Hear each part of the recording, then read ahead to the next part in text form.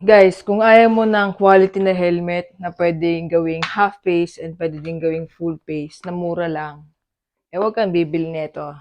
Dahil itong helmet na to is napakaganda ng quality. Sobrang kapal ng foam. Isa pa is may ICC sticker na siya and certified talaga. Kaya pwedeng magamit mo to sa mga long ride na lakad mo. And kapag ikaw ay mag-long ride, syempre, pwede mo siya gamiting full face. Pero pag malapitan ka lang, pwede mo siyang gawing half face. Ang kagandahan nito guys, dual visor na siya. Kahit madilim, makikita mo pa rin yung daanan. At pag maaraw naman, syempre, hindi mawawala yung isa pang visor na tinted black. Kaya napaka-solid nito guys. Mura lang.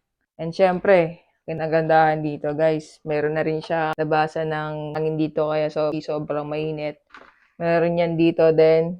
Kaya hindi sobrang init kapag suot natin to dahil napaka-quality niya. Protektado dito yung ulo mo. Safe na safe ka dahil ito pang lock niya ay sobrang tibay. Bakal siya, hindi basta-basta natatanggal.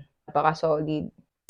Kaya kung ako sa'yo, kung gusto mo maging safe ka, and gusto mo ng regalo sa sarili mo, ito na yung iregalo mo dahil napaka-solid niya. Hindi ka magsisisi kapag ito yung in-order mong. Mag-iwan ako ng yellow basket dyan sa baba para makapag-order ka ng kulay na gusto mo and syempre, size ng ulo mo, di ba? Okay, bye-bye.